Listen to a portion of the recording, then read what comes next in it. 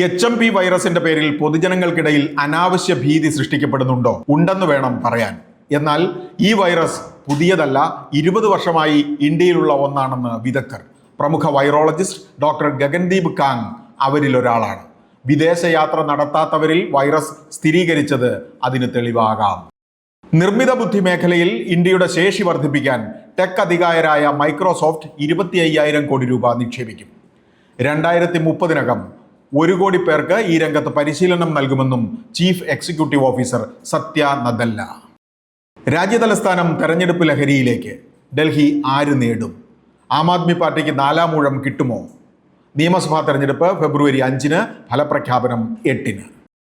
സ്വർണത്തിനെന്ന പോലെ വെള്ളിയാഭരണങ്ങൾക്കും ഹാൾമാർക്ക് നിർബന്ധമാക്കുന്ന കാര്യം പരിശോധിക്കാൻ ബ്യൂറോ ഓഫ് ഇന്ത്യൻ സ്റ്റാൻഡേർഡ്സിന് മന്ത്രി പ്രഹ്ലാദ് ജോഷിയുടെ നിർദ്ദേശം.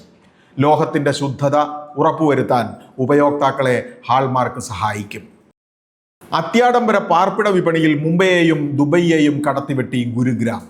DLF കാമല്ലിയാസിൽ 16,290 ചതുരശ്രയടി പെന്റ് ഹൗസ് വിറ്റത് 190 കോടി രൂപയ്ക്ക്. എന്നുവെച്ചാൽ ചതുരശ്രയടിക്ക് 1,80,000 രൂപ.